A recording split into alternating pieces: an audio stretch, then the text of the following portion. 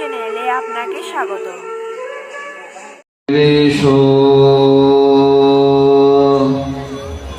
জন্মাকট্যাং হসামপি यद् व्याजहारो विवशो नाम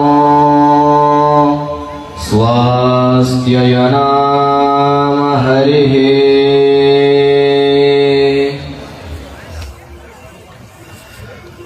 কলিযুগ পাবনাবতার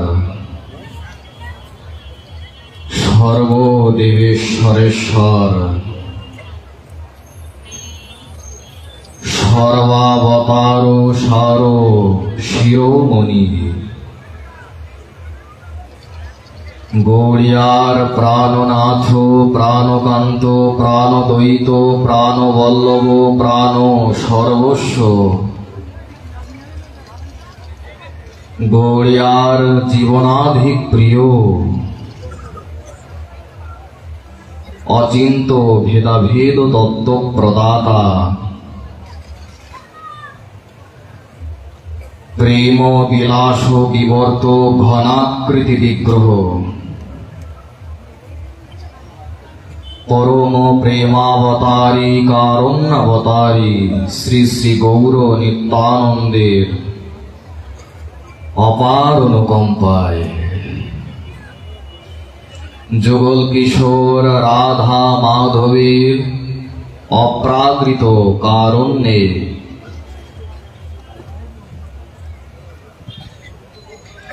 এই পাবনক্ষণে চিন্ময়ক্ষণে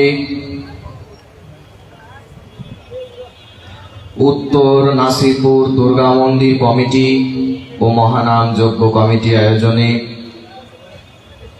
এই আয়োজন সকলের মঙ্গলার্থে আপনারা সবাই কমিটির সকল সদস্যদের জন্য আশীর্বাদ রাখবেন, তাদের জন্য শ্রীবৃদ্ধি হয় এবং উত্তরোত্তর এইরকম আয়োজন তারা যেন অব্যাহত রাখতে পারে, তারা যেন আয়োজন করতে পারে। হরিকথার সর্বাগ্রে অস্মদীয় শ্রী শ্রীল গুরু মহারাজের রাতুল ও আতুল পদতলে পরার্ধ প্রণতি তৎসহ শ্রীল গুরু মহারাজের একান্ত কৃপাগণা যাচনা করি। আমার সম্মুখে উপস্থিত আমার সকল পূজ্যজন, সকল শ্রদ্ধাস্পদ জন, সকল মাননীয় জন, সমস্ত হরি কথা শ্রবণেচ্ছ ভক্তবৃন্দের চরণ যুগল বারংবার বন্দনা করি।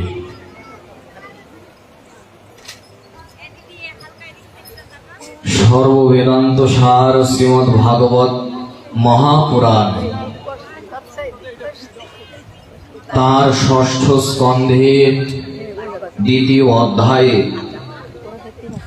সপ্তম সংখ্যক শ্লোকে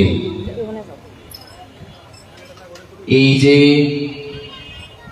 আমরা যে হরিনাম যজ্ঞানুষ্ঠানের অপ্রাকৃত পরম আয়োজন আমরা সবাই করছি, সেই হরিনামের অপার মহিমা আমরা এই শ্লোকটির দ্বারা জানতে পারি।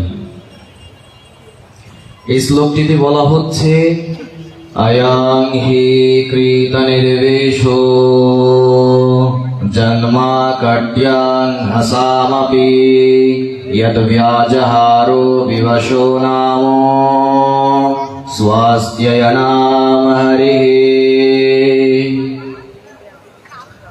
ভগবতের যেই অজামিলের উপাখ্যান, এটা তো আপনারা সবাই জানেন কম বেশি। তো সেই অজামিলের দৃষ্টান্ত হিসেবে এই শ্লোকটা এখানে এসেছে। এখানে বলা হচ্ছে যে অজামিল তিনি ব্রাহ্মণ সন্তান ছিলেন, অত্যন্ত সদাচারী জীবনযাপন করতেন, তিনি অনেক শাস্ত্রও জানতেন, কিন্তু তার পতন হলো অসৎ সঙ্গের দ্বারা, তার পতন ঘটে গেল। এত পাপাচারী এবং এত পাপিষ্ঠ এই অজামিল তিনি এত পাপিষ্ঠ হওয়া সত্ত্বেও, তার পতন স্খলন হওয়া সত্ত্বেও, তার যত সন্তান ছিল সব থেকে ছোট যেই সন্তান তার নাম হয়েছিল নারায়ণ। নামটা কি বললাম সবাই বলুন একটু? নারায়ণ। তো উনি যখন মৃত্যুবরণ করছেন,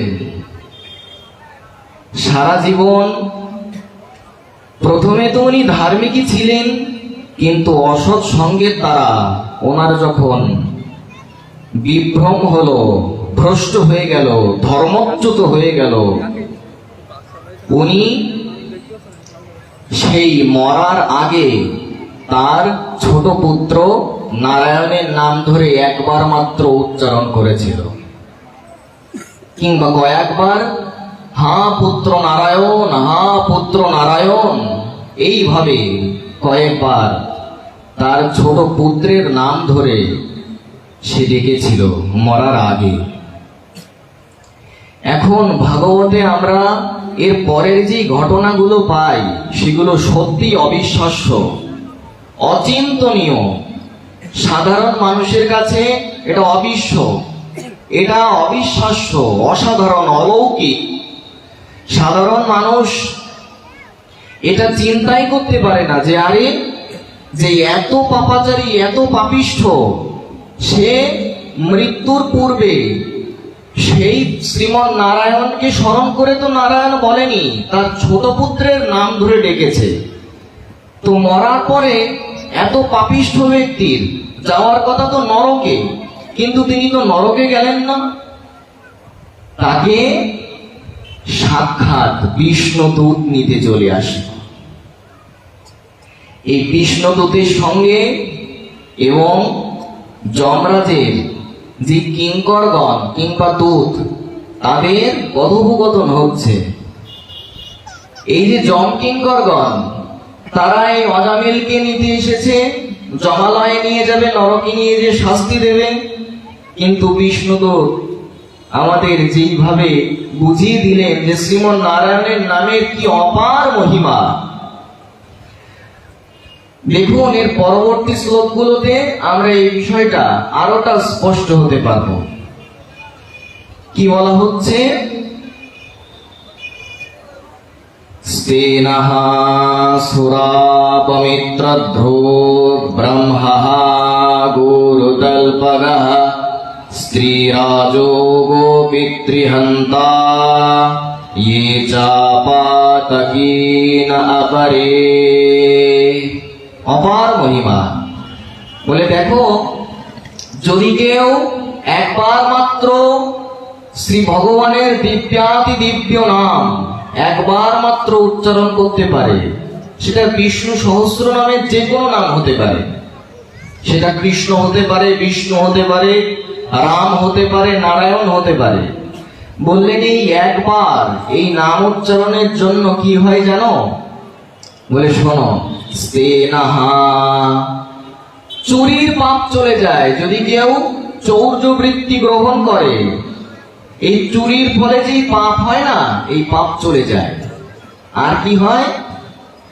সুরাপ, যদি কেউ মদ্যপান করে, সেই মদ্যপানের পাপও চলে যায়। আর কি বললেন? মিত্রধ্ব, যদি সে তার বন্ধুকে হত্যা করে ফেলে, যদি তার মিত্রের দ্রোহ করে, এর দ্বারা যেই পাপ হয় সেই পাপও চলে যায়। আর কি হয়? বললেন ব্রহ্মহা, ব্রহ্ম হত্যা করলেও সেই পাপ চলে যায়। বলে আর কি হয়? ব্রহ্মহা গুরুদল্পগঃ, গুরু পত্নী গমনের যেই পাপ সেই পাপও চলে যায়। বলে আর কি হয়? স্ত্রী রাজো গোপিতৃহন্তা, স্ত্রী হত্যা করো, সেই স্ত্রী হত্যা করলে যে পাপ হয় সেই পাপও চলে যায়। শুধু কি তাই? বললেন না, আরো আছে।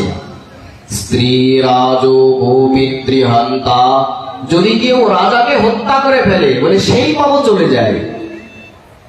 কেউ যদি গাভী মাতাকে হত্যা করে বলে সেই পাপও চলে যায়, যদি কেউ নিজের পিতৃদেবকে হত্যা করে বলে সেই পাপও চলে যায়। বলে এত পাপ যেই ভগবানের নাম উচ্চারণ মাত্র চলে যায়। তাহলে চিন্তা করুন, সেই ভগবানের সাক্ষাৎ সেই ভগবানের কত অপার মহিমা। আপনারা তো বিজ্ঞ ভক্ত, আপনারা সবাই জানেন যে ভগবানের থেকে ভগবানের নাম আরো বেশি বড়। তবে দেখুন, এই কথা শুনে অনেকে কিন্তু ভ্রষ্ট হয়ে যাবে, অনেকে এই কথার অপব্যাখ্যা করবে। কিভাবে জানেন? বলবে, আরে যদি কেবলমাত্র কৃষ্ণ নাম, নারায়ণ নাম, ভগবানের যে কোনো একটা নাম উচ্চারণ মাত্রই যদি এতগুলো পাপ চলে যায়, তাহলে সেই পাপগুলো আমি এখন করব আর সেই পাপগুলো তারা খণ্ডন করে দেব। এইরকম পাপ বুদ্ধি যদি কেউ করে, তার কিন্তু পাপ খণ্ডন হবে না। সেটা হরিনামের প্রতি পাপ বুদ্ধি বলা হচ্ছে। কেউ যদি মনে করে, না আমি এখনই পিতৃমাতৃ হত্যা করব, গো হত্যা করব, ব্রাহ্মণ হত্যা করব, ব্রহ্ম হত্যা করব, বারবার পাপ করব, আর হরিনাম দিয়ে সেই পাপকে স্খলন করে নেব, খণ্ডন করে নেব, এইগুলো কিন্তু চরম পরমতম কপটতা।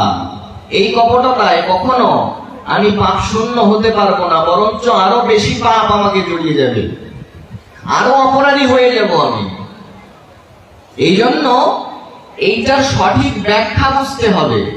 আবার এই যে ভাগবত মহাপুরাণের অজামিলের যে উপাখ্যান, এইটাকে অনেকে কাল্পনিক মনে করে, যে প্রথমে যে ব্রাহ্মণ ছিল, পরবর্তীতে যে এত পাপিষ্ঠ পাপাচারী হয়ে গেল, সে মরার আগে একবার নারায়ণের নাম নিয়ে সে বৈকুণ্ঠে চলে গেল।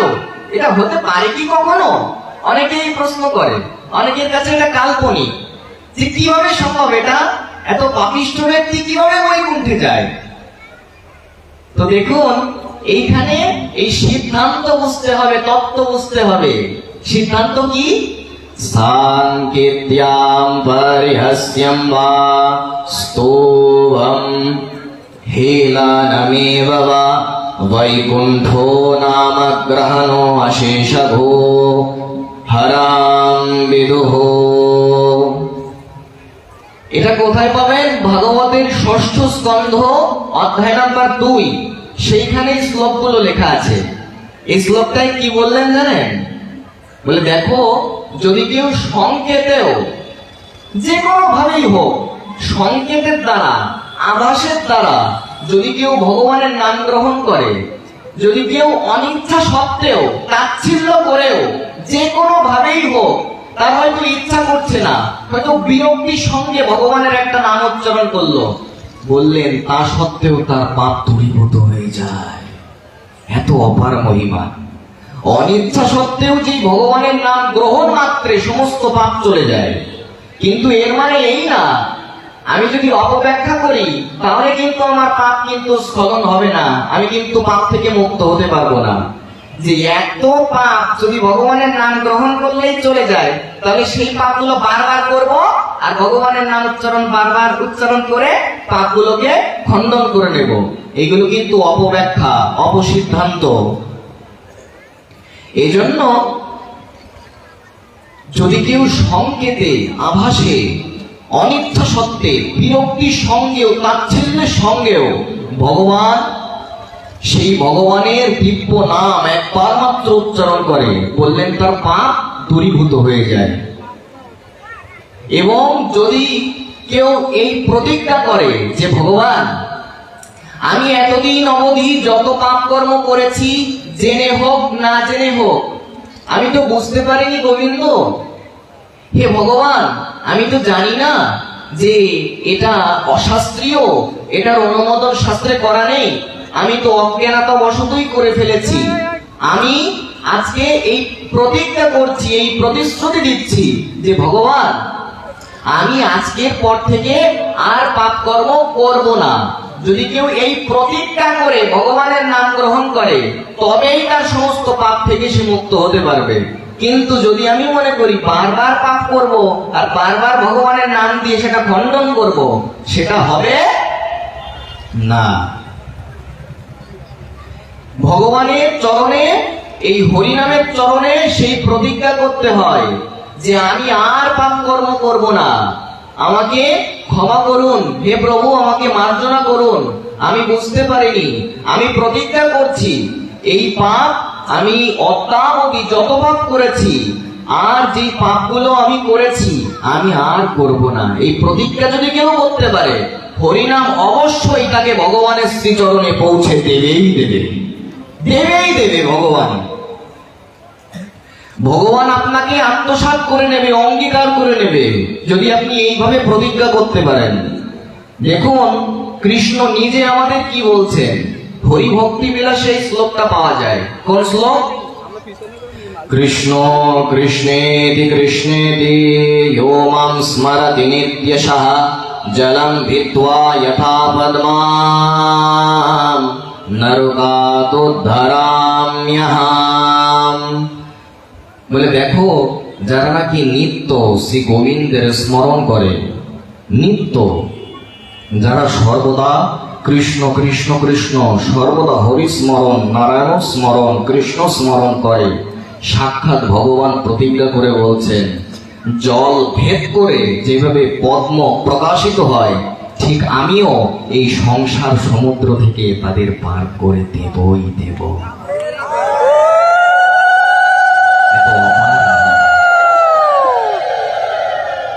এই জন্য দেখুন কি মহিমা বলা হচ্ছে। আমরা শ্রীমন মহাপ্রভুর মহিমাও কিঞ্চিৎ আস্বাদন করব। দেখুন কি অপার মহিমা বলা হচ্ছে। নৈকান্তিকাং তদ্ধে কৃতয়পি নিষ্কৃতের মনঃ পুনর্ধাবতি চেতসৎপথে তৎকর্ম নির্হারমভীপ্সতাম অভীপ্সতাম হরির গুণানুবাদঃ খলু সত্ত্বভাবনঃ। কোথায় আছে এই শ্লোকটা? অনেকে প্রমাণ চায় যে বাবা আমি কিন্তু তোমার মুখের কথায় বিশ্বাস করব না, আমি প্রমাণে বিশ্বাসী, যদি আমাকে প্রমাণ দিতে পারবো, যদি তুমি প্রমাণ দিতে পারো তবেই তোমার কথা বিশ্বাস করব। তো তাদের জন্য এই প্রমাণটা আমি উপস্থাপন করছি। এই প্রমাণটা আপনারা পাবেন ভাগবতের 6ষ্ঠ স্কন্ধের 2য় অধ্যায়ের 12 নম্বর শ্লোকে। সেইখানে বলছেন যে বৈদিক যত তপস্যা ব্রত আদি আছে, এগুলোর দ্বারা কোনো পাপের প্রায়শ্চিত্ত করে আপনি হয়তো পাপ থেকে মুক্ত হতে পারেন বটে, কিন্তু আপনার চিত্ত কিন্তু নির্মল হবে না, আপনার চিত্ত সম্পূর্ণরূপে কলুষমুক্ত হবে না, আপনার চিত্ত থেকে কামনা বাসনা দূরীভূত হবে না। আপনি বৈদিক ব্রতাদির দ্বারা যে কোনো প্রায়শ্চিত্ত করুন, আপনার পাপ চলে যাবে, এ কথা সত্য। কিন্তু সেই বৈদিক ব্রতের দ্বারা, সেই তপস্যার দ্বারা আপনার চিত্তের কামনা বাসনা সম্পূর্ণরূপে দূরীভূত হবে না।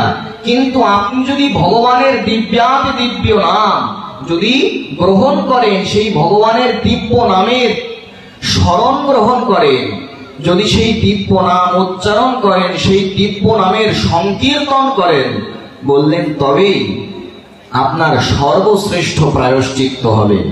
আমাদের শাস্ত্রে যত প্রায়শ্চিত্তের বিধান আছে, কঠোর প্রায়শ্চিত্তের বিধান আছে, বিভিন্ন প্রায়শ্চিত্তের বিধান আছে, তো আমাদের ভাগবত বললেন যত প্রায়শ্চিত্তের বিধান থাকে থাক, ভগবানের নাম গ্রহণের মতো শ্রেষ্ঠ প্রায়শ্চিত্ত আর দ্বিতীয়টি নাই।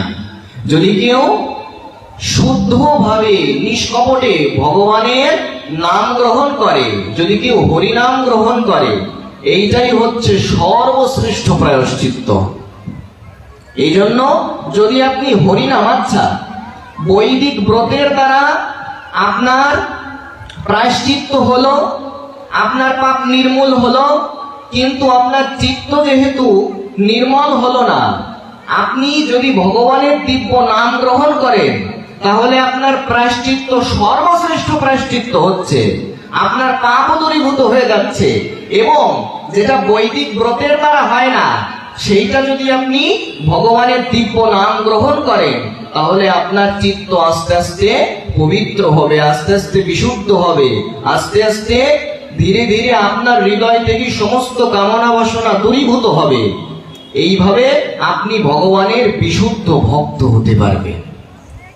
এই জন্য ভগবানের দিব্য নাম আমাদের গ্রহণ করতে হবে, সেই হরিনাম গ্রহণ করতে হবে আমাদের সবাইকে। দেখুন কি অপার মহিমা বলা হচ্ছে।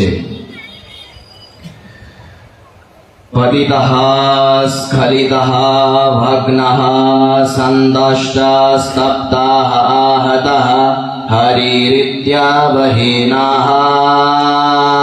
পুমান্নর্হাতি ইয়াতনা। প্রমাণ কোথায়? ভাগবতের ষষ্ঠ স্কন্ধ, কত অধ্যায়? অধ্যায় নাম্বার 2, শ্লোক নাম্বার 16 পড়ে দেখবেন, সেখানে কি অপার মহিমা বলা হচ্ছে। বলে দেখো, যদি কেউ মরার আগে একবার মাত্র ভগবানের নাম স্মরণ করতে পারে, একবার, বেশি না, একবার যদি ভগবানের নাম স্মরণ নিয়ে একবার যদি ভগবানের নাম উচ্চারণ করে সে দেহ রাখতে পারে, বললেন তাকে কখনো নরক দর্শন করতে হয় না, সে অবশ্যই ভগবানের ধামে ফিরে যায়। তো দেখুন, অনেকে এই কথার অপব্যাখ্যা করে। ওই যে প্রথমে একটা কথা বললাম, ওই কথাটা দিয়ে যেমন অপব্যাখ্যা করে, এবার এই কথা শুনে একদল অপব্যাখ্যা করবে যে আরে সারা জীবনে ভগবানের নাম করা লাগলো না, শুধু মরার আগে একবার ভগবানের নাম গ্রহণ করলেই আমি ভগবানের চরণ পেয়ে যাব, তাহলে সারা জীবন আর কোনো ভজন সাধন করবো না। এত মালা জপ করার কি দরকার? এত নাম জপের অনুষ্ঠানে আসার কি দরকার? এত পাঠ শোনার কি দরকার? এত সাধু সঙ্গ কি দরকার? আমি মরার আগে একবার ভগবানের নাম উচ্চারণ করে ভগবানের চরণে পৌঁছে যাব। এটা কিন্তু অপব্যাখ্যা। বলে কেন? এখন তারা শ্রীমদ্ ভগবত গীতা থেকে দুটো প্রমাণ দেয়। কি প্রমাণ? অন্তকালে চ মামেব স্মরণ মুক্ত কলেবরম ইয়া প্রয়াতি সমদ্ভাবম ইয়াতি নাস্ত্যত্র সংশয়ঃ यम यम वापि स्मरन् भावं त्यजत्यन्ति कलेवरं तं तमेवैति कुन्तेयो सदा तद्भाव भावितः। ভগবত গীতার অষ্টম অধ্যায়ে এই দুটো শ্লোক তারা প্রমাণ হিসেবে উপস্থাপন করে, কিন্তু তারা বুঝতে পারে না যে যদি আমরা অভ্যাস না করি, যদি হরিনাম জপে অভ্যাস না থাকে, যদি হরি কথা শোনার অভ্যাস না থাকে, তো মরার আগে কোনোভাবেই ভগবানের নাম আমার মনে পড়বে না, কোনোভাবেই পড়বে না। এই জন্য সারা জীবন অভ্যাসের দ্বারা এই যে সারা জীবন কেন ভজন সাধন করবেন, কেন হরিনামের মালা জপ করবেন, কেন এইখানে নাম জপকে আসবেন, কেন পাঠ শুনবেন? যাতে মরার আগে সেই ভগবানকে স্মরণ করে ভগবানের ধামে ফিরে যেতে পারেন, ভগবানের চরণে পৌঁছে যেতে পারেন। এটা হচ্ছে অভ্যাস। যদি আপনার অভ্যাস না থাকে, তো মরার আগে কোনোভাবেই সেই নাম আপনার স্মরণ পথে আসবে না, কোনোভাবেই সম্ভব নয় এটা, কারণ এটা শাস্ত্র প্রমাণিত। আপনাদের একটা দৃষ্টান্ত দিই, তাহলে সহজে বুঝবেন। এক ব্যক্তি সারাটা জীবন শুধু দোকান নিয়েই থেকেছে, সারাটা জীবন দোকান দোকান আর দোকান, সারাটা জীবন দোকানে বেচা কেনা নিয়েই তার জীবনটা কেটে গেল, কখনো ভগবানকে ডাকেনি। তো সেই ব্যক্তি যখন একেবারে মৃত্যু শয্যায় শায়িত, সেই ব্যক্তি কি বলছে জানেন? ওগো তুমি কই? বলে তোমার মাথার কাছে। বড় খোকা কোথায়? বাবা আমি তোমার ডান হাতে। মেজ খোকা কোথায়? বাবা আমি তোমার বাম হাতে। তো দোকানে কে? সবাই এখানে, তো দোকানে কে? চিন্তা করতে পারেন কথাটা? উপলব্ধি করতে পারেন? সারাটা জীবন ভগবানের নাম গ্রহণ করেনি, শুধু দোকানের কেনা বেচা নিয়েই তার জীবনটা কেটে গেল। সে মরার আগে ভগবানের নাম কিভাবে নেবে? সে মরার আগেও দোকানের চিন্তা ভুলতে পারছে। বলে দোকানে কে? সবাই যদি এখানে থাকে, তার দোকানে কে? এই হচ্ছে অবস্থা। এই জন্য সারাটা জীবন ভগবানের নাম করার অভ্যাস রাখতে হবে, না হলে অন্তিমে তার স্মরণ সম্ভব নয়। দেখুন কি অপার মহিমা বলা হচ্ছে এই হরিনামের। দেখুন কি বলা হলো, যথা গদাম ধর্মতমাম উপযুক্তম যদৃচ্ছয়া অজানতো অপ্যাত্মগুণাম কুর্যান মন্ত্রো অপ্যুদারিতঃ। প্রমাণ কোথায়? এখন যারা যুব সমাজ আছে, আমি তাদের একটু দৃষ্টি আকর্ষণ করছি। এই যুব সমাজ কিন্তু বর্তমানে খুব প্রমাণে বিশ্বাসী, এই জন্য আমি প্রমাণ সহ কথা বলি। এখন তো মোবাইলে পিডিএফ এ সবকিছু পাওয়া যায়। এখন ইন্টারনেটে আপনি সার্চ করে এই ভাগবত মহাপুরাণ ডাউনলোড করে আপনি মোবাইলেই পড়তে পারেন, এতটা সহজ এই ইন্টারনেটের যুগে। তো এখন তো যুবকদের প্রত্যেকের হাতেই টাচ মোবাইল, স্মার্টফোন। স্মার্ট মোবাইলের পেছনে সারাটা দিন যে কত সময় চলে যায়। স্মার্ট মোবাইলে যে ভগবানের নামও শোনা যায়, এই মোবাইল ফোন দ্বারাও যে ভগবানের সেবায় নিযুক্ত হওয়া যায়, এটা কয়জন বোঝে গো?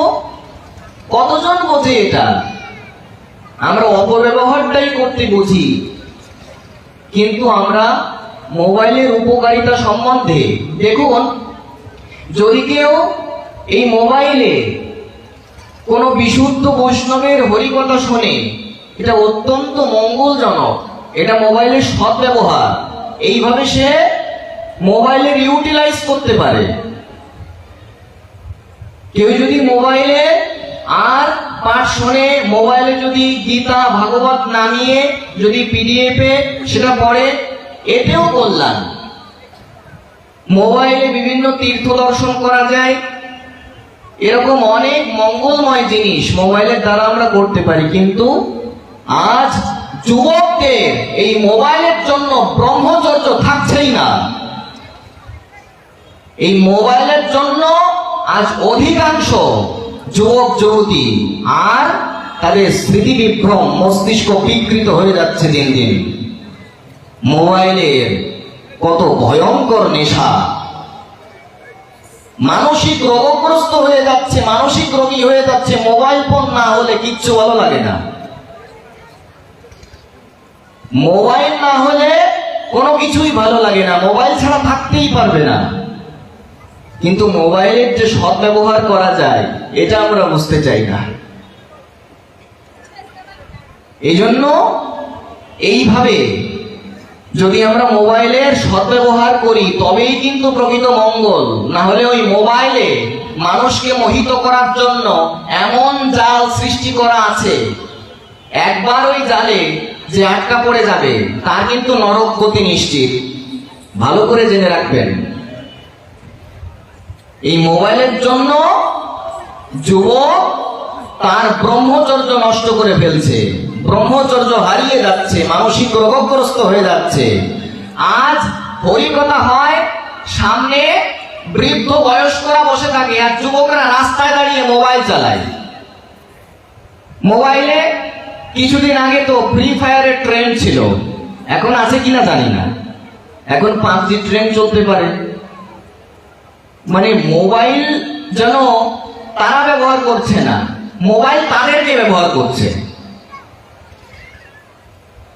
মোবাইল ব্যবহার করব আমি, সব ব্যবহার করব, কিন্তু মোবাইল যদি উল্টে আমাকে ব্যবহার করে তাহলে কিন্তু বিপদ। এই বিষয়টা ভালো করে বুঝতে হবে। রাস্তায় পথে ঘাটে দাঁড়িয়ে আজ যেই যুবক সনাতন ধর্মের বিজয় বৈজয়ন্তী পতাকা উত্তোলন করবে, তারা আজকে রাস্তাঘাটে মোবাইল চালায়। আজ যদি তাদের বলা হয় একটা গীতা শ্লোক বলো এখানে এসে, তা কি করবে জানেন? আমাদের অধঃপতন কেন? কেন আমরা পিছিয়ে পড়ছি? কেন আমরা এগিয়ে যেতে পারছি না? আমরা মনে হচ্ছে যে আমরা এগিয়ে যাচ্ছি, কিন্তু এটা আমাদের মনে হচ্ছে আসলে আমরা এগোতে পারছি না। কেন জানেন? যদি কাউকে, কোনো হিন্দু কোনো ছেলেকে বলা হয় একটু গীতা পাঠ করতে, একজন আরেকজনকে কুতা দেয় যে এই তুই যা। এবার ও আরেকজনকে কোথা দিয়ে বলবে এই তুই যা, এই তুই যা। আমাদের অধপতন খুব ভয়ঙ্কর অধপতন আমাদের। এই যে নাম যজ্ঞের অনুষ্ঠান, এইখানে সবার কাছে আমার একটা প্রার্থনা আছে, সবার চরণে স্পর্শ করে আমি এই দাবিটা রাখছি, এই অনুরোধ সবার চরণে। এইখানে এসে কেউ পাঁপড় ভাজা বাদাম ভাজা খেয়ে এইখানকার পরিবেশ নষ্ট করবেন, সবার চরণে এটা আমার প্রার্থনা। আমাদের বাড়ির পাশে শ্মশান ঘাটে সেখানে নামযজ্ঞ হচ্ছে, সেইখানে কত রকম কথা যে কর্ণ দিয়ে প্রবেশ করছে। এই আইসক্রিম কিনে নেয়, এই পাঁপড় কিনে নেয়, বাদাম কিনে নিয়ে। আজ ভক্তদের চেয়ে ওই বাদামের খোসার সংখ্যা বেশি, বস্তা বস্তা বাদামের খোসা পাওয়া যায়, পলিথিনের প্যাকেটের তো মানে ছড়াছড়ি। এই হচ্ছে আমাদের বর্তমান দুরবস্থা, দুরবস্থা, চরমতম দুরবস্থা। এইভাবে কোনোদিন ধর্ম, কোনোভাবেই ধর্মে এইভাবে এগোনো যাবে না। বাড়ি থেকে বলে এসেছি যে নাম যজ্ঞে যাচ্ছি, কিন্তু নাম যজ্ঞে ওই নাম না শুনে কি করছি জানেন? কোথায় কোন কসমেটিক্স এর দোকান আছে সেখানে যে একটু নেইল পলিশ, একটু লিপস্টিক, হ্যাঁ, তারপরে আরো নেসেসারি আইটেমস, এইগুলো সংগ্রহ করছি। বাড়ি থেকে বলে এসেছে কিন্তু নাম যজ্ঞে যাচ্ছি হরিনাম শুনতে, কিন্তু এখানে এসে পাঁপড় খাচ্ছি, বাদাম খাচ্ছি, আর দোকানে ঘুরে ফিরে এদিক ওদিক করে বেড়াচ্ছি। এইরকম করলে আমাদের উন্নতি হয়? এই জন্য এইখানকার পরিবেশ কেউ দূষিত করবেন না। এইটা কিন্তু অন্যান্য সম্প্রদায়, অন্যান্য ধর্মের কাছে অত্যন্ত হাস্যকর বিষয়। এই বিষয়গুলো একটু মাথায় রাখবেন। একটু আপনার যে বিবেক আছে সেই বিবেককে প্রশ্ন করে দেখুন। যদি আপনার বিবেকের দংশন হয় তাহলে বুঝতে হবে মানবতা ভেতরে আছে, মনুষ্যত্ব আছে, বিবেক বলে কিছু একটা আছে। আর যদি বিবেকের দংশন না হয় তাহলে বুঝতে হবে মানবতার কিচ্ছু নাই, ধর্মের ধর জ্ঞান নাই। নিজের বিবেককে প্রশ্ন করে দেখুন যে এইখানে এসে আমার দ্বারা যেন কোনোভাবে এইখানকার পরিবেশ দূষিত না হয়, এই বিষয়টা লক্ষ্য রাখতে হবে। আর এই যে এখানকার প্যান্ডেলে যে রাধাকৃষ্ণের ছবি, এই যে হরে কৃষ্ণ মহামন্ত্র লেখা, এমনকি লিফলেটে একটা জিনিস ভালো লেগেছে যে আপনারা রাধাকৃষ্ণের ছবিটা দেননি, কিন্তু এই লিফলেটে যে হরিনামটা লেখা আছে এগুলো কিন্তু দেওয়া অনুচিত, নিষেধ। এবার আপনারা বলবেন প্রমাণ কোথায়? আমরা প্রমাণ ছাড়া কোনো কথা মানব না। তো তাদের উদ্দেশ্যে বলছি, প্রমাণটা দেখবেন, আমি প্রমাণ বলে দিচ্ছি। ভক্তি রসামৃত সিন্ধু গ্রন্থ। কে বলছেন? শ্রীল রূপ গোস্বামী। কি বলছেন? নাম চিন্তামণি রূপং কৃষ্ণ চৈতন্য রাস বিগ্রহ পূর্ণ শুদ্ধ নিত্যমুক্ত অভিন্নত্বৎ নাম নামিনো। আমাদের আচার্য এই জিনিসগুলো করতে একদম নিষেধ করে দিয়েছেন। দেখুন, যদি কেউ লিফলেটে রাধাকৃষ্ণের ছবি, হরে কৃষ্ণ মহামন্ত্র, নিতাই গৌরের ছবি, ভগবানের একটা ছবি দিয়ে দিল, এগুলো কেন দেওয়া নিষেধ? আপনারা তো বলবেন বাবা যুক্তি কি, কেন দেওয়া নিষেধ, কারণটা কি? যারা বোঝে না ওর মর্ম কি, তারা এখানে সেখানে ফেলে দেবে, ওই রাস্তাঘাটে যেখানে সেখানে পড়ে থাকবে, আর মানুষ জুতো পায়ে দিয়ে ওর উপর দিয়ে হাঁটাহাঁটি করবে। এটি মুখে উচ্চারণ করার কথা? এটা একটু কখনো প্রশ্ন করে দেখেছেন নিজেকে? একটু নিজেকে একটু বিচার করুন তো, আপনি স্বয়ং বিচার করেন, দেখুন যে এগুলো কি উচিত হচ্ছে? রাস্তাঘাটে যেখানে সেখানে ভগবানের ছবি পড়ে আছে, অন্য ধর্মের লোক কি টিটকারি করবে না আমাদের? এগুলো কখনো চিন্তা করেন যে কত সনাতন ধর্ম মানেই বিনোদন? তাদের কাছে কিন্তু এরকম কথা আছে, এরকম কথা বলে দেবে যে এদের ভগবান এত ঠুনকো ভগবান যে রাস্তাঘাটে মানুষের পান নিচেই পড়ে থাকে। কি বলবে কিনা কথা? এই জন্য এই হচ্ছে আমার 2 নাম্বার প্রার্থনা, যে প্যান্ডেলে কখনো এই যে প্যান্ডেলগুলো যদি কখনো অপরিষ্কার হয়ে যায়, এখন বলবে এইগুলো দেবো না তো কি দেবো, বলে অন্যটা দাও, এইগুলো দেওয়া যাবে না। এইগুলো ময়লা হয়ে গেলে গরম জলের ভেতরে এগুলো আছড়ে আছড়ে হয়তো কাঁচা হবে, মানুষের পা ধুলো গায়ে, ওই রাধাকৃষ্ণের গায়ে লাগছে, ওই হরিনামের গায়ে লাগছে, মানুষের পা ধুলো, এটা মুখে উচ্চারণ করা যায় এটা?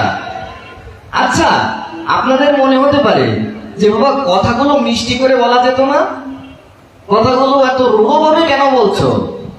দেখুন, আপনার সন্তানকে যদি কেউ পায়ের নিচে পাড়ায়, আপনার তখন মুখ থেকে মিষ্টি কথা বেরোবে তো? বাবা বেরোবে, কথা বলতে হবে সবার, বেরোবে তো। যারা সাধু তাদের কাছে ভগবান কেমন একটু বিচার করে দেখেছেন? যারা বৈষ্ণব, যারা শাস্ত্রজ্ঞানী, তারা যখন দেখে রাধাকৃষ্ণ প্যান্ডেলে ঝুলিয়ে রেখেছে সারা জায়গায়, রাস্তাঘাটে রাধাকৃষ্ণের ছবি মানুষের পার নিচে ধুলোয় গড়াগড়ি খাচ্ছে, তখন বৈষ্ণবদের অনুভবী জন যারা শাস্ত্রজ্ঞানী, শাস্ত্রের জ্ঞান রাখে, তাদের কতটা খারাপ লাগে, কষ্ট লাগে, ব্যথা লাগে একটু চিন্তা করে দেখবেন। অনেকে বলে যে সাধুদের রাগ করতে নেই, কথাটা ঠিক আছে, কিন্তু কথা সত্য, সাধুদের রাগ করতে নেই, কারণ কাম, ক্রোধ আর লোভ এই 3টা হচ্ছে নরকের দ্বার। এটা গীতার কথা। কি বলছে? ত্রিবিধাস্যোদং দ্বারং নাশনমাত্মঃ কামঃ ক্রোধাং লভস্তস্মাদিতত্রয়ং ত্যজেৎ। কামঃ ক্রোধস্তথা লোভস্তস্মাদিতত্রয়ং ত্যজেৎ। এই 3টা জিনিস হচ্ছে নরকের 3টা দ্বার। এটা সত্য কথা যে সাধুদের রাগ থাকতে নেই, যার মধ্যে রাগ আছে তার দ্বারা ভজন হয় না। কিন্তু এ কথাও জেনে রাখতে হবে যে সাধুদের রাগ না করলেও হবে না। বলে কেমন কথা এটা? সাধুদের রাগ না করলে হবে না? বলে একদম হবে না, তবে সেটা একটা পর্যায় বিশেষে, সব জায়গায় রাগ কিন্তু করা যাবে না। রাগটা একটা জায়গায় করা যাবে, যেখানে সনাতন ধর্মের অবমাননা, যেখানে প্যান্ডেলে এইরকম টাঙানো, যেখানে রাস্তাঘাটে রাধাকৃষ্ণ ধুলোয় গড়াগড়ি খাচ্ছে, যেইখানে আমার গুরু নিন্দা, আমার ধর্মের নিন্দা, আমার ইষ্টের নিন্দা, আমার শাস্ত্রের নিন্দা, এই সনাতন ধর্মের নিন্দা, সেইখানে ভিজে বিড়াল হয়ে বসে পড়ে থাকলে কিন্তু হবে না। সেইখানে গর্জন করতেই হবে, না হলে কি হবে জানেন? এতদিন যত ধর্মকর্ম করেছেন সব ভস্মীভূত হবে,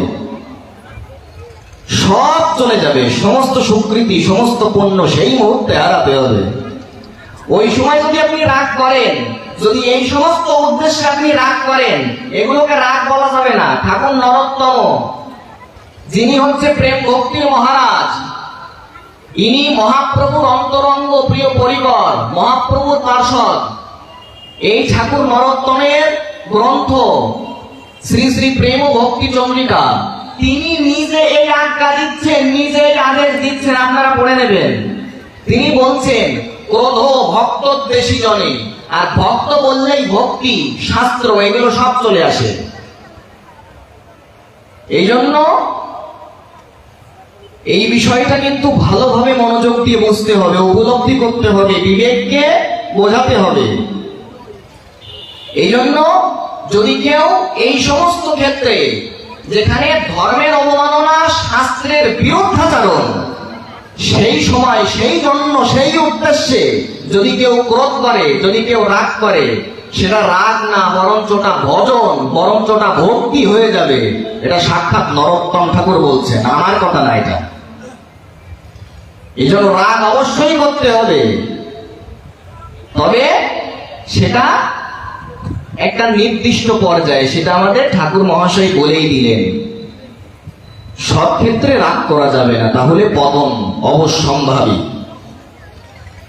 যেইখানে রাগের, ক্রোধের অনুমোদন আছে সেইখানে রাগ করতে হবে, এই হচ্ছে বিষয়।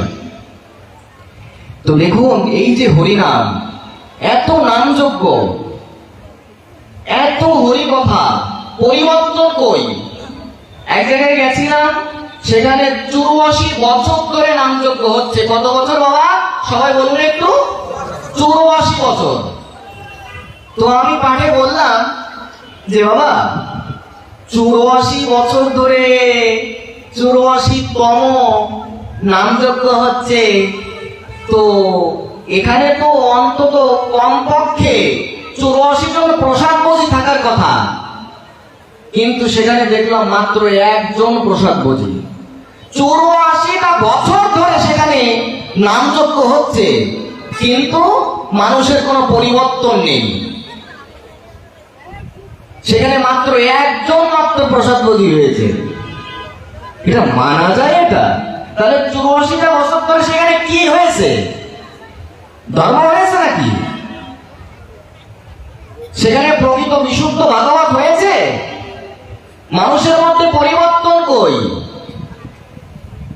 ধর্মের মতো মনে হচ্ছে এগুলোকে। ওরে বাবা, কত ধর্ম করছি, নিজের কাছে নিজের মনের মধ্যে এমন লাগছে যে আমার মতন ধার্মিক কেউ নেই। নিজে আমি পাপাচারী, আমি পাপিষ্ঠ হওয়া সত্ত্বেও আমি নিজেকে ধার্মিক বলে মনে করছি। এই কথা আমার না, আমি প্রমাণ দিচ্ছি, আপনারা চাইলে নোট করে নিতে পারেন। কোথায় আছে এই কথা? কোন শাস্ত্রে আছে? কোথায় লেখা আছে? ভাগবত মহাপুরাণ তার 11তম স্কন্ধ, 11 স্কন্ধের 5ম অধ্যায়ের 14 নম্বর শ্লোক। সেইখানে স্পষ্ট লেখা আছে, ये त्वनिवां विदो वसन्तः स्तब्धा सदाभिमानिनः। স্পষ্ট কথা। ধর্মের নামে অধর্ম হচ্ছে, যদি পরিবর্তন না হয় তাহলে কি হলো আমার দ্বারা? আসলে এগুলো ধর্ম নয়। যদি পরিবর্তন না হয় তাহলে ধর্ম বলা যাবে না।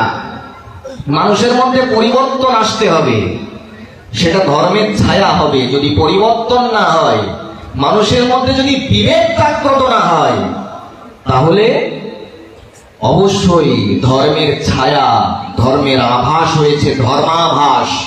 প্রকৃত ধর্মাচরণ সেখানে হয়নি। দেখুন, আমাদের শাস্ত্র বলছে যদি প্রকৃত সাধুসঙ্গ হয়, সেই প্রকৃত সাধুসঙ্গের দ্বারা তোমার অজ্ঞানতা দূরীভূত হবে, এবং অজ্ঞানতা দূরীভূত হলে তোমার বিবেক জাগ্রত হবে। দেখবেন গীতা প্রেস গোরক্ষপুরের যে শ্রীমৎ ভাগবত মহাপুরাণ, সেইখানে স্পষ্ট লেখা আছে সেই মাহাত্ম্যে। কি লেখা আছে বলে দেখো, भाग्योदयेना बहुजन्म समर्जितेना सत्संगं च लभते पुरुष यदा वै अज्ञान हेतु कृत मोह मदंधकारो नाशं विधाय हि तदोदयते विवेकः। সাধুসঙ্গ হলে সেখানে বিবেক জাগ্রত হবে। এই বিবেক যতদিন পর্যন্ত না জাগ্রত হবে ততদিন কিন্তু ধর্মাগ্রগতি, আপনার ধর্মরাজ্যে ধর্মপথে অগ্রগতি অবরুদ্ধ, সামনের দিকে এগোতে পারবেন না। বিবেক জাগ্রত করতে হবে এবং শাস্ত্র মাফিক, শাস্ত্রের অনুযায়ী কথা বলতে হবে। নিজের মন গড়া কথা বললে হবে না। এখন আমাদের এই হিন্দুদের এই পতন হচ্ছে কেন জানেন? একটা প্রধান কারণ আমি উল্লেখ করছি। এই হিন্দুদের মধ্যে দেখুন, এই বিষয়গুলো যদি আলোচনায় না আনা হয় তো আমাদের কিন্তু সেই উপলব্ধিটা আসবে না যে কেন এগোতে পারছি না কেন। দেখুন কি হচ্ছে, আমি নিজে তো শাস্ত্র পড়ি না, আর কথায় কথায় বলি কোন শাস্ত্রে লেখা আছে, কোথায় লেখা আছে, প্রমাণ কোথায়? নিজে এক পাতা পৃষ্ঠা উল্টে দেখি না শাস্ত্রে, আর কথায় কথায় বলি প্রমাণ দাও, প্রমাণ দাও। কোন জায়গায় লেখা আছে, কোন শাস্ত্রে লেখা আছে? এরকম হলে আমাদের কিভাবে অগ্রগতি হবে, কিভাবে আমরা এগোবো, কিভাবে আমাদের কল্যাণ হবে? আমরা যদি প্রত্যেকে এই সনাতন ধর্মের সনাতনী মাত্রে প্রত্যেকের বাড়িতে শ্রীমদ্ ভগবত গীতা থাকা উচিত। তাদের বাড়িতে তুলসী দেবী, সেই তুলসী মহারানী থাকা উচিত। সনাতনী হয়েও যাদের বাড়িতে শ্রীমদ্ ভগবত গীতা থাকে না, তুলসী দেবীর একটা বৃক্ষ পর্যন্ত থাকে না, তাকে কিভাবে সনাতনী বলা যায় একটু বলুন তো? যাদের বাড়িতে মহাপ্রভু, আমাদের শ্রীমন মহাপ্রভু নবদ্বীপ কিশোর চন্দ্র হানাথ বিশ্বম্ভর নাগরেন্দ্র, জয় জয় মহাপ্রভু জনক সবার, জয় জয় সংকীর্তন হেতু অবতার, জয় জয় বেদ ধর্ম সাধু বিপ্রপাল, জয় জয় অভক্ত দমন মহাকাল, জয় জয় সর্বসত্যময় কলেবর, জয় জয় মহা ইচ্ছাময় মহামহেশ্বর। ব্রহ্মাদি দেবের শ্রদ্ধা করি সমস্তুতি, বেদবক্ষ স্মরণে হয় কৃষ্ণের অতিমতি। চৈতন্য ভাগবতে লেখা আছে এই কথাগুলো, যে মহাপ্রভু এত করুণার জন্য প্রকট হলেন, সেই মহাপ্রভুকেই ভুলে গেলাম। আমি নিজেকে বাঙালি দাবি করি, আজকে নিজেকে বাঙালি হিসেবে পরিচয় দিতে পারতাম যদি মহাপ্রভু না আসতো। আজ বাংলা ভাষায় স্বাচ্ছন্দ্যে কথা বলতে পারতাম যদি গৌরাবতার না হতো। যদি কৃষ্ণ করুণা করার জন্য, যদি রাধা কৃষ্ণের মিলিত শরীর হয়ে যদি না অবতীর্ণ হতেন, যদি না প্রকটীভূত হতেন, তো কি অবস্থা হতো চিন্তা করে দেখেছেন কখনো? এই প্রশ্ন কখনো আসে নিজের মধ্যে? কখনো জাগে এই প্রশ্ন? যতদিন না পর্যন্ত ভেতরে আত্ম জিজ্ঞাসা আপনার না জাগবে, ততদিন আপনি ধর্মরাজ্যে এগোতে পারবেন না। আপনার সেই বিবেক জাগ্রত না হলে আপনি বুঝতেই তো পারবেন না। এই জন্য নিজেকে প্রশ্ন করতে হবে যে আমি যেই কাজটা করছি এটা কি শাস্ত্র অনুমোদিত? এটা কি শাস্ত্রে এর অনুমোদন দেওয়া আছে? এটা কি শাস্ত্র আমাদের করতে বলছে? আমি তো শাস্ত্রই জানি না, শাস্ত্রই পড়ি না, শাস্ত্রই শুনি না, তো জানবো কিভাবে? সঠিক সিদ্ধান্ত কিভাবে নেব বলুন? কিভাবে নেব? আমরা খুব পিছিয়ে পড়ছি। আমরা শাস্ত্র একদমই অধ্যয়ন করতে চাই না, একদমই শাস্ত্রের প্রতি আমার রুচি হলো না। আসলে শাস্ত্র অধ্যয়নের জন্য তো এখনকার মানুষ সময় খরচ করে পেপার পড়বে, খবরের কাগজ পড়বে, কিন্তু ওই যেই সময়টুকু খবরের কাগজের পেছনে ব্যয় করত, ওই সময়টুকু যদি গীতার একটা শ্লোক পড়তো না, তো কল্যাণ হয়ে যেত। পাপ থেকে সে মুক্ত হয়ে যেত, পাপ দূরীভূত হতো, ভগবানের প্রতি শুদ্ধ ভক্তি হতো। কিন্তু না, গীতার একটা শ্লোক খুলে পড়বে না, ওই খবরের কাগজ পড়বে। এখন আমি খবরের কাগজ পড়ার বিরোধিতা করছি না, অনেকে আবার অপব্যাখ্যা করে যে বাবা যদি খবরের কাগজ না পড়ি তো এই বিশ্বে কখন কি হচ্ছে এই সম্বন্ধে আমি খোঁজ খবর কিভাবে রাখবো, আপডেট কিভাবে পাবো? 100 বার খবরের কাগজ পড়তে হবে বই কি? অবশ্যই পড়তে হবে, কিন্তু তার মানে এই না যে খবরের কাগজ পড়তে যে গীতা শ্লোক পড়া যাবে না। সেই গীতা পড়ার কোনো সময় নাই, শাস্ত্র পড়ার সময় নাই, সব কিছু করার সময় আছে। আমি সকল কাজের পাইহে সময়, আমি তোমায় ডাকিতে পাইনি। আমি কত কি যে খাই ভস্য আর ছাই, তখন আমামৃত খাইনি। আমার হিয়ার মাঝে লুকিয়েছিলে দেখতে আমি, এ আমরা কে না জানি। কিন্তু এইগুলো তো আমরা হাততালি দিয়ে অত্যন্ত হেলে দুলে আমরা এগুলো গাই, কিন্তু আমরা না এগুলো অনুভব করি না। ওই গাওয়ারটাই গিয়ে যাই, গাওয়ার দরকার, ভালো লাগে, কিন্তু এই গানের কথাগুলো কখনো অনুভব করে দেখেছি যে কথাগুলো কি? ভগবান, আমরা এত কিছু ভগবানের দ্বারা পেয়েছি, তারপরেও আমাদের চাওয়ার কোনো শেষ নাই। ভগবান এই জগতে অনেকেই তো ভজন করছে না ভগবানের নাম, ভগবানের জপ, ভগবানের সংকীর্তন কিছুই তো করছে না, তারাও তো বেঁচে আছে। তো চিন্তা করুন, অনেকে এই সমস্ত কথা দিয়ে ভুল ভাল ব্যাখ্যা করে যে এই লোকটা কোনো সময় ধর্মকর্ম কিচ্ছু করে না, কোনো সময় হরিনাম করে না, তো এই ব্যক্তি তো খুব কোটিপতি বাবা, এত টাকা পয়সা, এই ব্যক্তির শরীর সুস্থ আছে, শরীরে কোনো রোগ ব্যাধি নেই, এত ভালো আছে, আর তুমি দিন রাত 24 ঘন্টা হরিনাম করে, এত সাধু সঙ্গ, এত হরিকথা শুনে, এত হরিনাম জপ করে তোমার শরীর খারাপ কেন? তুমি অসুস্থ কেন? তোমার সংসারে অশান্তি কেন? তারা কখনো শাস্ত্র পড়ে দেখে না, এই জন্য এই সমস্ত উল্টাপাল্টা কথা বলে। একদিন আমাকে একজন তো এই কথা বলেই ফেললো যে বাবা, আমি একসময় ভগবানকে খুব ডাকতাম, কিন্তু কিছুদিন ডাকার পরে দেখলাম যে খুব বিপদ হচ্ছে, সংসারে কেমন যেন অশান্তি হচ্ছে, বিভিন্ন রকম বিপদের সম্মুখীন হচ্ছি। তো ভগবানের ভজন করে যদি বিপদ হয়, তো আমি তারপর থেকে ভাবলাম আর ভগবানের সেবা পূজা দেব না। চিন্তা করে দেখুন, ভাগবতে শুদ্ধ ভক্তের লক্ষণ উল্লেখ করা আছে দশম স্কন্ধে, মিলিয়ে নেবেন, আমি প্রমাণ দিচ্ছি। তত্তে অনুকম্পাং সুসমীক্ষমানা ভুঞ্জানেবত্মকৃতম বিপদম। এই ক্ষেত্রে শুদ্ধ ভক্তরা কি বলে জানেন? যে ভগবান, এই যে সারাদিন তোমার নাম করি, এই যে তোমার নাম করি, এত জপ করি, এত সাধু সঙ্গ করি, এত হরিকথা শুনি, এরপরে হচ্ছে তুমি আমাকে এত বিপদ দিচ্ছ, এত দুঃখ দিচ্ছ। তুমি আরো দুঃখ দাও, আরো বিপদ দাও। কারণ দুঃখের সময় মানুষ যেভাবে ভগবানকে মনে রাখে, সুখের সময় সেইভাবে মানুষ মনেই পড়ে না মানুষের সুখের সময়। ভগবান কুন্তী দেবী, আমরা সবাই তো সুখের পেছনে দিন রাত 24 ঘন্টা পশুর মতো খেটে বেড়াচ্ছি, যাকে বলে পশু শ্রম। সেই সুখের জন্য দিন রাত আমরা ছুটে বেড়াচ্ছি। কিন্তু কুন্তী দেবী বললেন যে ভগবান, হে গোবিন্দ, তুমি আমাকে দুঃখ দাও। দুঃখে তোমাকে যেভাবে আমার স্মরণ পথে, স্মৃতি পথে তুমি আসবে, তুমি তো সুখের সময় সেভাবে আসবে না। শুদ্ধ ভক্তরা কি বলে জানেন? এই যে তুমি আমাকে এত বিপদ দিচ্ছ, তোমাকে এত ডাকি, এত ভালোবাসি, তারপরেও যে এত বিপদ দিচ্ছ, এত দুঃখ দিচ্ছ, এটা তো তোমার কৃপা, এটা তো তোমার করুণা, এটা তোমার আশীর্বাদ। তুমি আমাকে পরীক্ষা করছো। এই জগতে পরীক্ষা না দিলে যেমন পরবর্তী শ্রেণীতে উত্তীর্ণ হওয়া যায় না, ঠিক তদ্রূপ তুমি আমাকে পরীক্ষা করে বিশুদ্ধ করে নিচ্ছ, যাতে আমি তোমার চরণে পৌঁছাতে পারি। ভাগবতের এই কথা।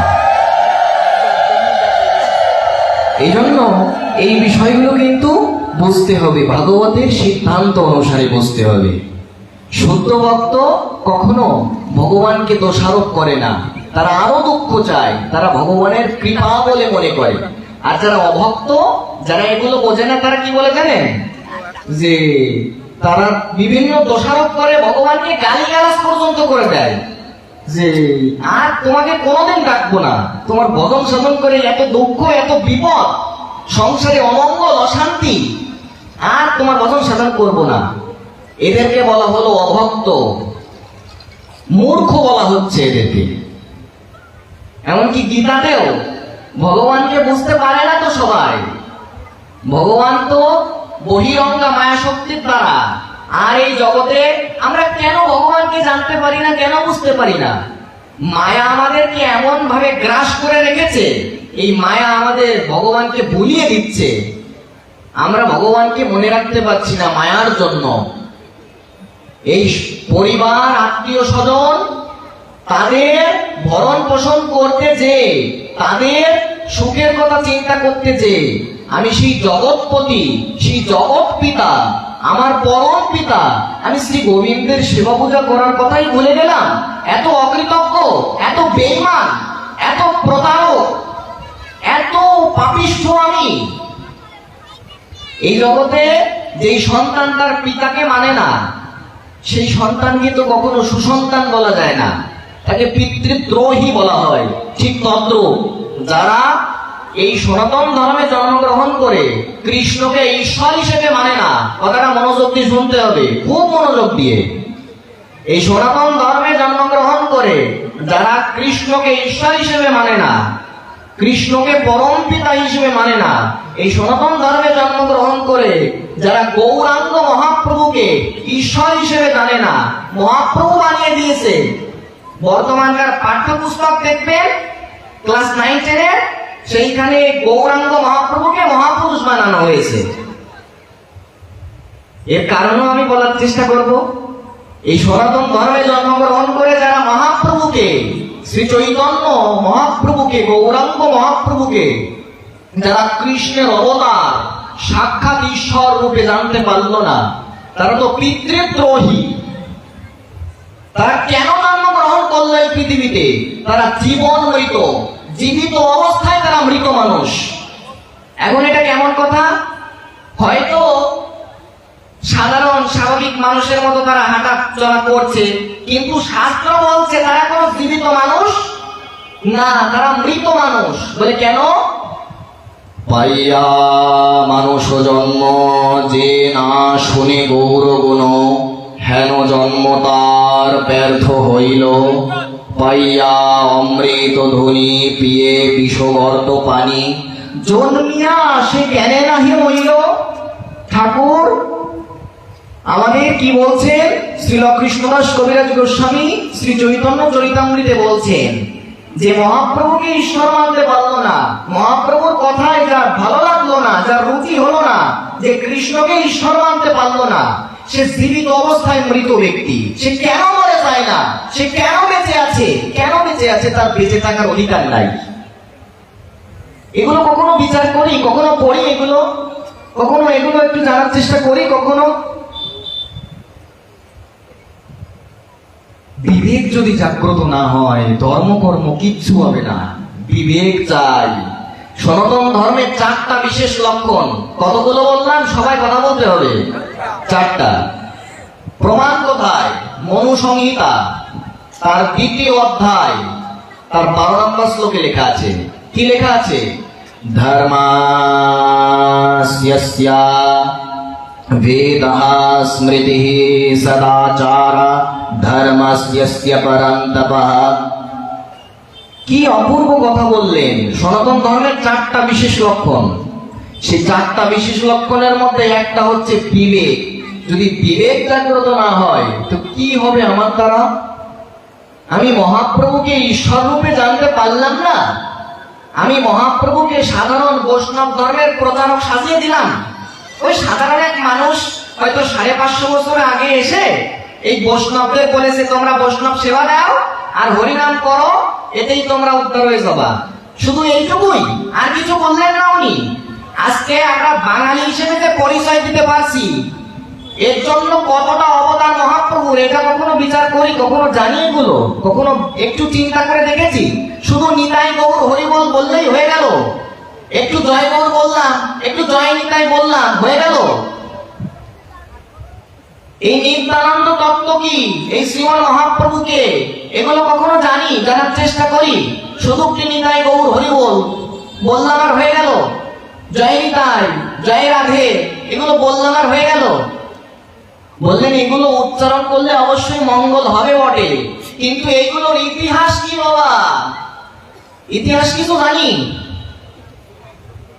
যদি ইতিহাস না জানি কিভাবে এগোবো? শ্রদ্ধা আসবে কিভাবে আপনার?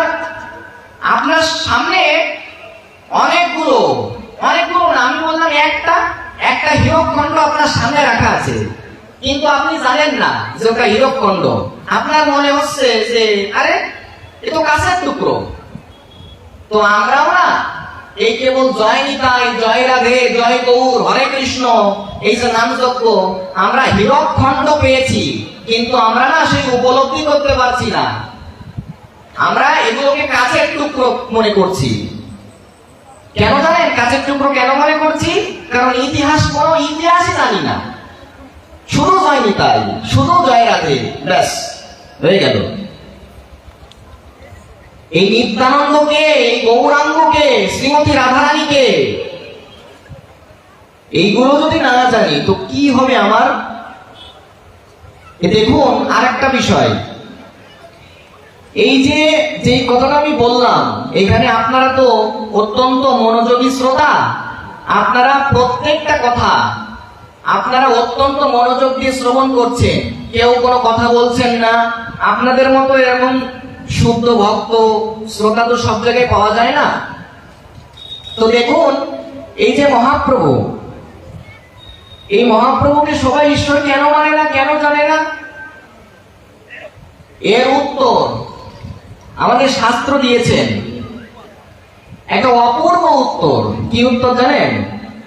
অহমেবা ত্রিজা শিষ্ঠ নিত্যম প্রচ্ছন্ন বিগ্রহ ভগবাদ ভক্তরূপেণ লোকান রক্ষামি সর্বদা। বৃহৎ নারদীয় পুরাণে এই প্রমাণটা পেয়ে যাবেন যে এই কলিযুগে মহাপ্রভুকে এই মানুষ ঈশ্বররূপে কেন জানে না? এই কলির মানুষ মহাপ্রভুকে, অনেকেই মহাপ্রভুকে জানে বোঝে, কিন্তু অধিকাংশ লোক এখনো পর্যন্ত মহাপ্রভুকে ঈশ্বর জানে না, বরঞ্চ একটা মহাপুরুষ জানে। এর কারণটা কি জানেন? এই শাস্ত্রের প্রমাণে সেটা স্পষ্ট। মহাপ্রভু তিনি চিন্তা করে দেখলেন, এই কলিযুগে আমি তো অন্যান্য যুগে অবতার নিয়েছি, এই কলিযুগের মানুষ এত পাপাচারী, এত পাপিষ্ঠ, আমি যদি সন্ন্যাস গ্রহণ না করি, আমি তৎকালীন ভারতে সন্ন্যাসীদের একটা আলাদা মর্যাদা দিত তখনকার মানুষ। এটা সেই সময়কার ইতিহাস। মহাপ্রভু সার্বিক প্রেক্ষাপট বিবেচনা করে তিনি জগৎ উদ্ধারের জন্য, জগৎ পালনের জন্য, এই কলিযুগের জীবকে উদ্ধার করার জন্য, সেই মহাপ্রভুর চরণে নিয়ে যাওয়ার জন্য, মহাপ্রভু আর এই জগৎকে প্রেমে ভাসিয়ে দেওয়ার জন্য তিনি সন্ন্যাস অবলম্বন করলেন। তিনি মনে মনে তিনি আমাদের কি জানাচ্ছেন জানেন? বললেন, এই কলিযুগে আমি ঈশ্বর হয়ে যাব না, আমি ভগবান হয়ে যাব না, বরঞ্চ আমি ভক্ত হয়ে যাব। মহাপ্রভু এবার ভক্ত হয়ে আসলেন, নিজেকে উনি ভক্ত বলছেন। আপনি করিব ভক্ত ভাব অঙ্গীকার, আপনি আচরি ভক্তি শিখাইম সবারে, আপনি না চরিলে ধর্ম শিখানো না যায়, এই তো সিদ্ধান্ত গীতা ভাগবতে গায়। আচার করে কেহ না করে প্রচার, প্রচার করহে কেহ না করে আচার, আচার প্রচার নামের দুই করহ কার্য, তুমি সর্বগুরু তুমি জগতের আর্য। মহাপ্রভু আচরণের মূর্তিমন্ত প্রকাশ, উনি মূর্তিমন্ত বিগ্রহ। উনি যেটা বলছেন উনি নিজে আচরণও করছেন। এই জন্য উনি আমাদের সবাইকে প্রেম দেওয়ার জন্য, উদ্ধার করার জন্য, আর উনি ভক্ত হিসেবে আসলেন। কিন্তু উনি নিজে ঈশ্বর, কিন্তু কখনো ঈশ্বরাভিমান করছেন না, বরঞ্চ ভক্তাভিমান করছেন।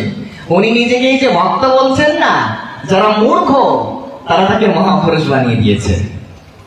তারা তাকে বুঝতে পারেনি, তারা তাকে চিনতে পারেনি যে সে সাক্ষাৎ কৃষ্ণের অবতার। মহাপ্রভু কার অবতার বললাম? সবাইকে বলতে হবে। কার অবতার বললাম? কৃষ্ণের অবতার। এখন অনেকে বলবে প্রমাণ কোথায়? আমি বলছি, নোট করে নেন। অনেকে বলে যে কথা বলে কিন্তু প্রমাণ নাই, তো তাদের উদ্দেশ্যে বলছি, তারা যেন নোট করে নেয়। ভাগবতের 11 স্কন্ধ অধ্যায় নাম্বার 5 শ্লোক নাম্বার 32 পড়ে নেবেন। সেখানে কি লেখা আছে স্পষ্ট সেখানে আমাদের জানানো হয়েছে যে কৃষ্ণবর্ণম তুইষ কৃষ্ণম সঙ্গভঙ্গস্ত্র পার্ষদম যজ্ঞৈহি সংকীর্তন প্রায়ৈর্যজন্তি হি সুমেধসঃ। এই কলিযুগে কোন ধরনের ব্যক্তিকে, কোন ধরনের ব্যক্তির বুদ্ধিকে সর্বশ্রেষ্ঠ বলা হয়েছে জানেন? এই শ্লোকে তা স্পষ্ট। কাদের বুদ্ধি সব থেকে উত্তম, কাদের বুদ্ধি সব থেকে প্রকৃষ্টাতি প্রকৃষ্ট, সব থেকে উৎকৃষ্ট কাদের বুদ্ধি, কাদের মেধা? বললেন যারা আর সংকীর্তনের সহিত, যারা মহাপ্রভুর পার্শ্বদগণের সহিত মহাপ্রভুকে সর্বেশ্বর রূপে জেনে, মহাপ্রভুকে সর্বেশ্বর জ্ঞানে, আর এই ভাগবত ধর্মের আচরণ যারা করে, এই কলিতে তাদের মেধাই সব থেকে সর্বশ্রেষ্ঠ মেধা। এটা ভাগবতের প্রমাণ। এই জন্য এই কলিযুগে আমরা যদি মহাপ্রভুকে না বুঝতে পারি, যদি তাকে না চিনতে পারি, তাহলে আমার মতো অকৃতজ্ঞ বেঈমান এই বিশ্বজগতে আর দ্বিতীয় কেউ নেই, আর হবেও না। এটা ভাগবতের প্রমাণ, আমার কথা না। আমি প্রমাণ ইতিমধ্যে দিয়েছি, আপনারা চাইলে বাড়িতে যে মিলিয়েও দেখতে পারবেন। আর এগুলো তো লাইভ হচ্ছে, সবাই দেখবে। তারা পরবর্তীতে আমার এই আইডিতে যুক্ত হয়ে তারা বাড়িতে সামনে গ্রন্থ নিয়ে মিলিয়েও দেখতে পারবে যে আমি ঠিক কথা বলছি নাকি ভুল কথা বলছি। এই জন্য এছাড়াও আপনারা আরো স্পষ্ট হবেন, ভাগবতের 11 স্কন্ধের 5ম অধ্যায়ের 32 নম্বর শ্লোকের যে শ্রীধর গোস্বামীর টিকা, ওই টিকা যদি পড়েন তাহলে আরো স্পষ্ট হবেন যে মহাপ্রভুকে। আজ আমরা এই যে রাধা নাম উচ্চারণ করছি, অনেকে এই রাধারানীকে কি জানেন? এই অনেকে রাধারানীকে কৃষ্ণের স্ত্রী রূপে জানেন। রাধারানীকে অনেকে মনে করে আরে ও কৃষ্ণের পাশে কে দাঁড়িয়ে, ও তো কৃষ্ণের স্ত্রী, অনেকে এই ধরনের মনে করে। কিন্তু আমাদের শাস্ত্র কি তাই বলছে? চৈতন্য চরিতামৃতে কি তাই লেখা আছে? চৈতন্য চরিতামৃতে কি লেখা আছে যে রাধারানী কে, রাধারানীর পরিচয় কি? চৈতন্য চরিতামৃতের মঙ্গলাচরণ পড়ে দেখবেন, আমি শ্লোকটা বলছি, নোট করে নিতে পারেন। কি বলা হলো শ্লোকটায়? বলে দেখো, কৃষ্ণ প্রণয় বিকৃতির লাদিনী শক্তিরস্মাদিকত্মনাবাপি ভুবি পুরা গতৌ তৌ চৈতন্যাখ্যম প্রকটমধুনা তদ্বয়ং চৈক্যমাপ্তম রাধা ভবদ্বিউতি সুবলিতম নৌমি কৃষ্ণস্বরূপম। এইখানে রাধারানীর পরিচয় আমরা স্পষ্ট পাই। দেখুন, এই শ্লোকটা বুঝতে হলে চৈতন্য চরিতামৃতের কিছু পয়ার আপনাকে শুনতে হবে এবং উপলব্ধি করতে হবে। কি কি পয়ার আমি একটু বলছি, আপনারা এগুলো চাইলে আপনারা এগুলো নোট করে নিতে পারেন, রেকর্ড করে নিতে পারেন, আপনাদের যেটাই সুবিধা হয়। অনেকে তো অনেক রকম কথা বলে, এই জন্য প্রমাণ তো দিতেই হবে তাদের। তো চৈতন্য চরিতামৃতে বলছেন যে দেখো, রাধাকৃষ্ণ মূলত কে, এই রাধাকৃষ্ণ কারা, তাদের প্রকৃত পরিচয় কি? চৈতন্য চরিতামৃতে বলছে কৃষ্ণ পূর্ণ শক্তি, রাধা পূর্ণ শক্তি। রাধা কি বললেন? কৃষ্ণ পূর্ণ শক্তি, রাধা পূর্ণ শক্তি, কৃষ্ণ পূর্ণ শক্তিমান। দুই বস্তু ভেদ নহে, শাস্ত্র পরমান। এই পয়েন্টটা কিন্তু অত্যন্ত মনোযোগ দিয়ে লক্ষ্য করতে হবে। রাধা পূর্ণ শক্তি, কৃষ্ণ পূর্ণ শক্তিমান, দুই বস্তু ভেদ নহে, শাস্ত্র প্রমাণ। অর্থাৎ রাধার কৃষ্ণকে দুটো ভিন্ন দেহে আমরা দেখতে পাচ্ছি, কিন্তু রাধার কৃষ্ণ কিন্তু আলাদা কেউ না। রাধা কৃষ্ণ মূলত একই আত্মা, কিন্তু লীলারস আস্বাদনের নিমিত্তে তারা দুটো দেহ পরিগ্রহ করেছে, ধারণ করেছে মাত্র। দেখবেন চৈতন্য চরিতামৃতের পয়ারগুলো পড়ে কি অপূর্ব কথা লেখা আছে। মৃগমদ তার গন্ধ জইছে অবিচ্ছেদ, অগ্নি অগ্নি জ্বালাচয়ে কভু নহে ভেদ। ওইছে রাধা কৃষ্ণ সদা একই স্বরূপ, লীলারস আস্বাদিতে ধরে দুই রূপ। এই হচ্ছে চৈতন্য চরিতামৃতের প্রমাণ। রাধা কৃষ্ণ আলাদা কেউ না। আমাদের দুটো দেহ আমরা দেখতে পাচ্ছি, কিন্তু লীলা বিলাসের জন্য দুটো দেহ ধারণ করেছেন মাত্র। এই জন্য অনেকে একটা অপসিদ্ধান্ত দেয়। কি অপসিদ্ধান্ত? রাধারানীর চরণে তুলসী দেওয়া যাবে না। আরে বাবা, তাহলে এই কয়েকটা তুমি মানো না? চৈতন্য চরিতামৃতের এই কয়েকটা মানো? যদি মানো তো রাধারানীর চরণে তুলসী কেন দেবে না? রাধা কৃষ্ণ এক আত্মা। কি বললেন চৈতন্য চরিতামৃত? ভালোভাবে বোঝো আগে। রাধা কৃষ্ণ এক আত্মা, দুই দেহ ধরি, অন্যন্যে বিলসে রস আস্বাদন করি, সেই দুই এক এবে চৈতন্য গোসাই। কি বললেন এই কথাগুলো? এগুলো কখনো বুঝে দেখেছো? রাধা কৃষ্ণকে চৈতন্য চরিতামৃত পড়তে যে বলছো, রাধা কৃষ্ণ আলাদা কেউ না, রাধা কৃষ্ণ একই আত্মা, আবার রাধারানীর চরণে তুলসী দিতে তোমার কি সমস্যা? এইগুলো বানানো সব। এই জন্য এই সমস্ত সিদ্ধান্ত মানা যাবে না। চৈতন্য চরিতামৃতকার কে কি বললো? এখন এই সমাজে অনেকে একটা কথা বলে যে বাবা, আমি যে কোন পথে যাবো আমি না বুঝতে পারি না। বলে কেন? এক এক সাধু এসে এক এক কথা বলে, এক এক সাধুর এক এক রকম কথা। এই বছর আমি আসছি, যদি পরের বছর অন্য কেউ আসে, সে অন্য এক রকম কথা বলবে, হয়তো আমার কথার সঙ্গে তার মিল থাকবে না। এই যে এক একজনের এক এক রকম কথা শুনে মানুষ বিভ্রান্ত হয়ে যায়। কোন পথে যে যাবো বাবা বুঝেই পাই না। তো তাদের একটা সমাধান দিয়ে যাচ্ছি, আমার কথাও কেউ শুনতে বাধ্য না, আর অন্য কোনো ব্যক্তির কথাও কেউ শুনতে বাধ্য না। শুনতে বাধ্য যেটা শাস্ত্রে লেখা আছে। এখানে আমি যতগুলো কথা বলবো সেগুলো যদি আমার কথা হয় একজনও মানতে বাধ্য না, কিন্তু আমি যেই কথাগুলো বলছি এগুলো আপনাদের বিচার করে দেখতে হবে যে যেই আসুক। আমি তো এই বছর এসেছি, আমি কি আমার কথা বলছি নাকি শাস্ত্রের কথা বলছি? এটা কি শাস্ত্রে লেখা আছে? এর প্রমাণ কি শাস্ত্রে আছে? যদি শাস্ত্রের প্রমাণ থাকে তাহলে ওইটা মানতে সকলেই বাধ্য, কিন্তু আমার কথা মানতে কেউ বাধ্য। এই বিষয় বুঝতে হবে। কিন্তু এই জন্য আজকের পরের থেকে আমার মনে হয় না যে আপনাদের, আমার যেটা মনে হয় আজকের পরের থেকে আর বিভ্রান্ত হবেন না, কারণ আমি সূত্র আপনাদের দিয়ে দিলাম। দেখবেন যার পানি শোনেন না কেন ঠিক নজর একদম মনোযোগ দিয়ে লক্ষ্য করবেন যে শাস্ত্রের প্রমাণ দিচ্ছে কিনা, কথাগুলো শাস্ত্রের কিনা। যদি শাস্ত্রের প্রমাণ থাকে তাহলে মানতে হবে, এই হচ্ছে কথা। তবে এখন বাবা এর মধ্যেও কথা আছে, সনাতন ধর্ম মানে কোনো ঠুনকো ধর্ম না। সনাতন ধর্ম মানে সমুদ্রের থেকেও প্রকাণ্ড, সমুদ্রের থেকেও বিস্তীর্ণ। এই সনাতন ধর্মে যত শাস্ত্র গ্রন্থ আছে, যদি এক জীবনে তার গ্রন্থ রুচি না থাকে, যদি গ্রন্থের প্রতি তার ভালোবাসা না থাকে, এক জীবনে সনাতন ধর্মের সমস্ত গ্রন্থ পড়ে শেষ করা বড় দুঃসাধ্য।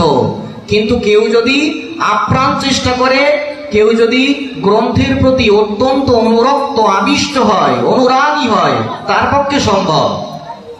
তো এখানে কথাটা কি, এই কথাগুলো কিন্তু খুব মনোযোগ দিয়ে শুনতে হবে, কারণ প্রত্যেকটা কথা এখানে শাস্ত্রে যেভাবে বলছেন এইভাবে বলা হচ্ছে।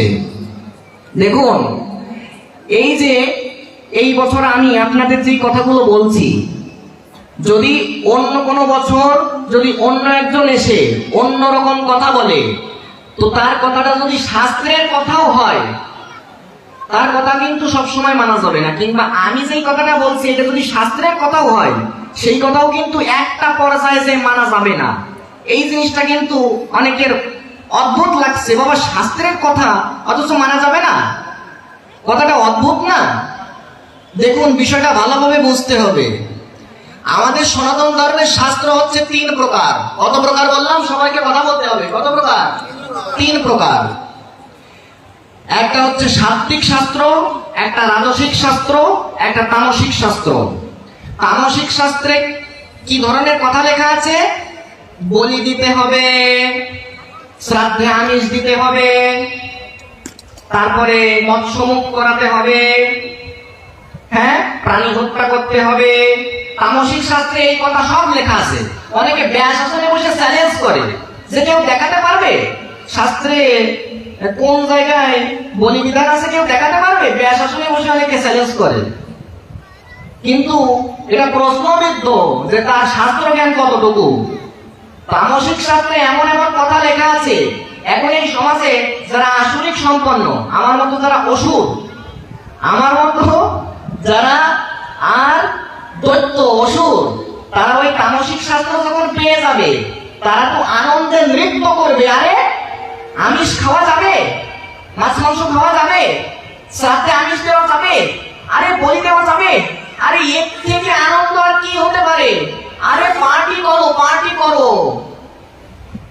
আমার মতন আসরিক স্বভাব সম্পন্ন ব্যক্তিগণ ওই তামসিক শাস্ত্রের ওই বাক্যগুলো নিয়ে আনন্দ করবে, কিন্তু তারা কখনো এই জিনিসটা বিচার করবে না। তারা জানে না তো তা কি বিচার করবে। এখন এই বিষয়টা তো বুঝতে হবে যে তামসিক শাস্ত্রে লেখা থাকলে ওই তামসিক শাস্ত্রের কথা যদি কেউ পালন করে তার কি গতি হবে জানেন?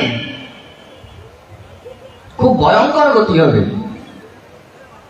এবার আমি প্রমাণটা দিচ্ছি, নোট করে নিতে পারেন। সাক্ষাৎ শিব বলছে, যেমন আমি একটা কথা বলি, আমাদের সনাতন ধর্মে কিন্তু তন্ত্র শাস্ত্র আছে। তন্ত্র এই তন্ত্রের মধ্যে মহানির্বাণ তন্ত্র, কুলার্ণব তন্ত্র, নির্বাণ তন্ত্র, ভূত দানব তন্ত্র, কামাখ্যা তন্ত্র, বিভিন্ন রকম তন্ত্র আছে। এই তন্ত্রের মধ্যে এক জায়গায় লেখা আছে, শ্রাদ্ধে যে ব্যক্তি আমিষ আহার করে সে ব্যক্তি নারায়ণের সমতুল্য। এই কথাটা কেমন লাগলো? এখন এই কথা যদি কোনো আমার মতন অসুর পায়, আমার মতন অসুর যদি এই কথা একবার পেয়ে যায়, সে কি কষ্ট করে একাদশী করবে? এখন এই কোন দলে ভিড় বেশি, কোন মতে ভিড় বেশি জানেন? অনেকে বলে বৈষ্ণব মতে এত কড়াকড়ি কেন, বৈষ্ণব রাজ্যে বৈষ্ণবদের মধ্যে এত কড়াকড়ি কেন? দেখবেন যেই মত পথে কোনো কিছু করা লাগে না, আরে একাদশী করা লাগবে না, গলায় মালা নেওয়া লাগবে না, আরে তোমার তিলক চন্দন কিছু করা লাগবে না, সেই দলে ভিড় বেশি, সেই মতেই ভিড় বেশি। যেই দলে কোনো কিছু করা লাগবে না সেই মতেই দেখবেন ভিড় বেশি। এগুলো তামসিক শাস্ত্রের কথা। এইবার আপনাদের প্রমাণ দিচ্ছি, যারা ওই তামসিক শাস্ত্রের কথা নিয়ে আনন্দ করছেন, লাফালাফি করছেন, তাদের কি গতি হবে? সাক্ষাৎ শিব ঠাকুর উত্তর দিচ্ছেন। কাকে? সাক্ষাৎ দেবী দুর্গাকে। কি বলছেন? দেবী শুনে রাখো, সাত্বিকা মোক্ষদা প্রোক্তা রাজসা সর্বদা শুভা তথৈব তামসা দেবী নিরয়া প্রাপ্তি হেতবঃ। কোথায় আছে প্রমাণ? পদ্মপুরাণ। কত অধ্যায়? অধ্যায় নাম্বার 236। কত নম্বর শ্লোক? শ্লোক নাম্বার 21, 22, 23 পড়ে দেখবেন। ওই তামসিক শাস্ত্রের কথা যারা পালন করবে তাদেরকে নরকে যেতেই হবে, এটা শিব বলছে দেবী দুর্গাকে। আর যারা সাত্বিক শাস্ত্র মেনে শুদ্ধ সাত্বিক ভাবে পূজা করবে, একাদশী পালন করবে, গলায় মালা পরিধান করবে, কপালে তিলক করবে, এই রকম সাত্বিক শাস্ত্র যারা পালন করবে তারা অবশ্যই ভগবানের চরণে পৌঁছে যাবে। এই হচ্ছে বিষয়। এই জন্য আমাদের এই 3 প্রকার শাস্ত্রে 3 রকম কথা লেখা আছে। এখন যদি সবাই ভগবানের চরণে পৌঁছে যায় তো নরক তো খালি হয়ে যাবে বাবা, নরকেও তো অনেককে যেতে হবে। এই জন্য সব ব্যবস্থা করা আছে। এই বিষয়গুলো মনোযোগ দিয়ে আমাদের বুঝতে হবে, উপলব্ধি করতে হবে। দেখুন আরেকটা বিষয়, এই যে হরি কথা কিন্তু এত রাত করে কখনো শুরু করা উচিত নয়। এই যে আজ মানে আমারও কষ্ট হচ্ছে, আপনাদেরও কষ্ট দিচ্ছি, এত রাত করে হরি কথা শুরু করলে কি হয় জানেন? এই যে অধিবাস পর্ব আছে, অধিবাস পর্বের কীর্তন আছে, সেই কীর্তনিয়া যারা আছেন, যারা সংকীর্তন আচার্য, তাদের চরণেও আমি অপরাধী, তারা যেন আমাকে ক্ষমা করে।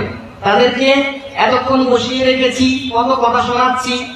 দেখুন যদি নির্দিষ্ট সময়ে যদি সময় জ্ঞান না থাকে, এখন ভগবানের একটা নির্দিষ্ট সময় বিশ্রামের সময় আছে, ওই নির্দিষ্ট সময় যদি ভগবানকে বিশ্রাম না দেওয়া হয় তো সেবা অপরাধ হয়। তো এত রাত করে পাঠে বসে আমি কি বলবো আর কি বলবো না একটু বলুন তো, কি বলবো আমি? আর সংকীর্তন আচার্য যারা, তারাই বা কি কীর্তন করবে একটু বলুন তো। এই জন্য ম্যানেজমেন্ট আপনাদের আরো ভালো আশা করছি।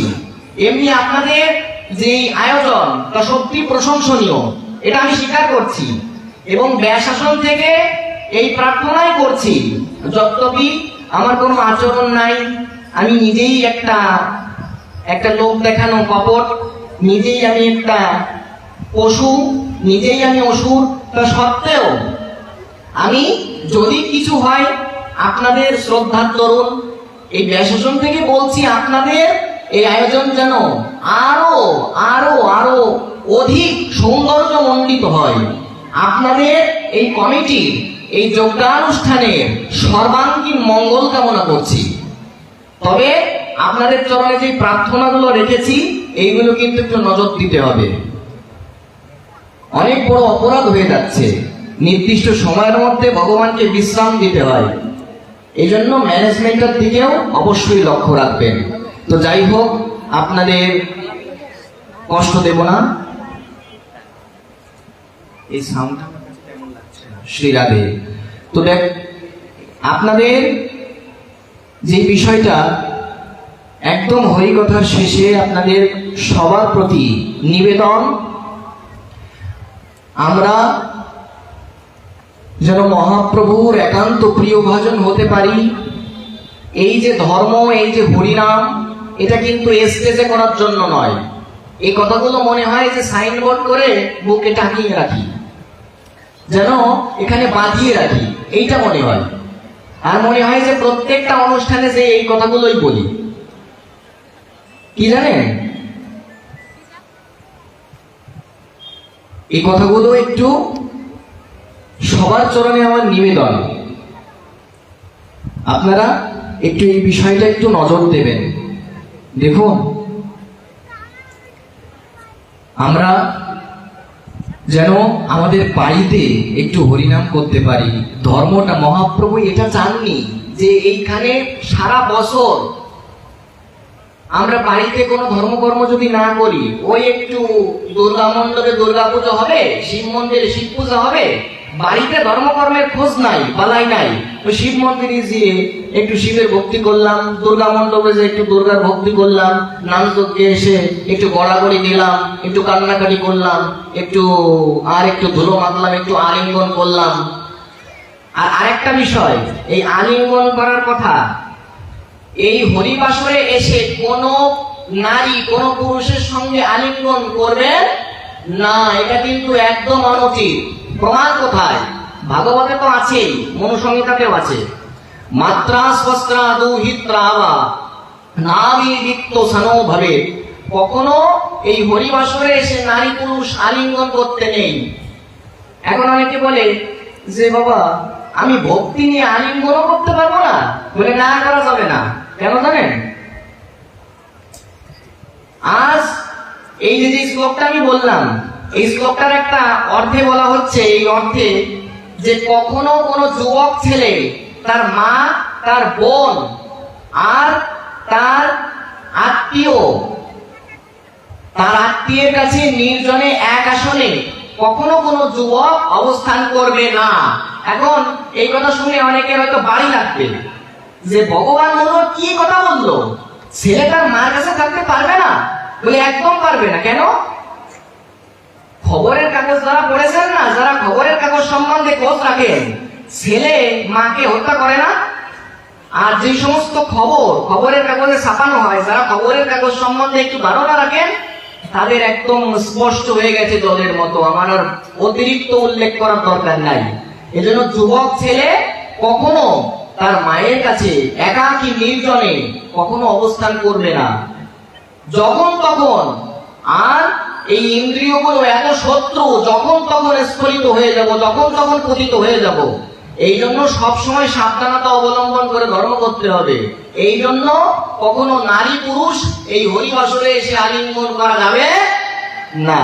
তো সর্বশেষে এই কথা যে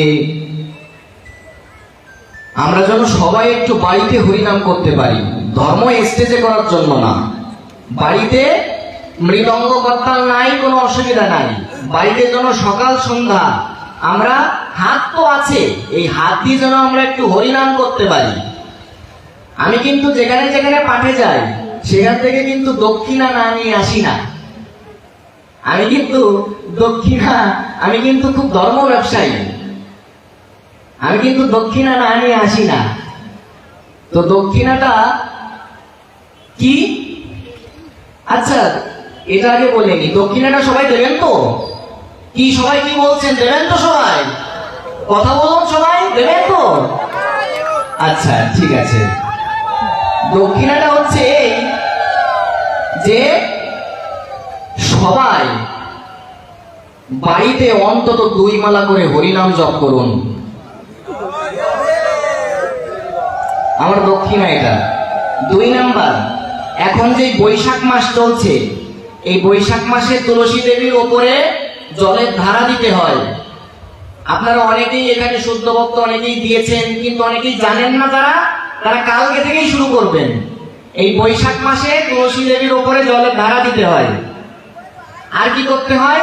এই মাসটায় সাত্বিক আহার করতে হয়, আমিষ দ্রব্য গ্রহণ করতে নেই এই বৈশাখ মাসে। আর কি করতে হয়? এই বৈশাখ মাসে প্রাতঃ স্নান করতে হয়, ব্রহ্ম মুহূর্তে শয্যা ত্যাগ করে স্নান করতে হয়।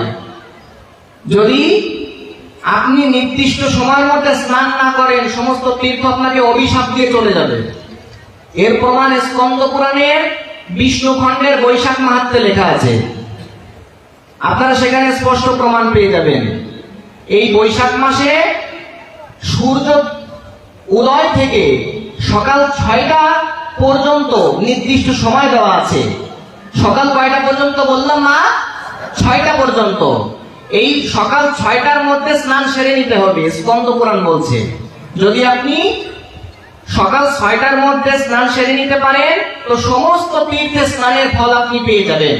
আর যদি না করতে পারেন, কোনো অজুহাত দেখান, তাহলে কিন্তু খুব অপরাধ হবে, খুব পাপ হবে, সমস্ত তীর্থ অভিশাপ দিয়ে চলে যাবে। তো এই জন্য আমার দক্ষিণাটা হচ্ছে এই যে সবাই বাড়িতে হরিনামের জপের মালায় অন্তত 2 মালা করে হরিনাম জপ করুন। আমার দক্ষিণাটা কি? এটা তো একটা দক্ষিণা। সবাই এই বৈশাখ মাসে তুলসীর উপরে জল দিন, সবাই একটু সাত্বিক আহার করুন, সবার চরণে স্পর্শ করে বলছি, বারংবার বারংবার অনন্তবার কোটি কোটি বার চরণে স্পর্শ করে বলছি, এই বৈশাখ মাসে আর যেই কয়দিন আছে কেউ আমিষ গ্রহণ করবেন না।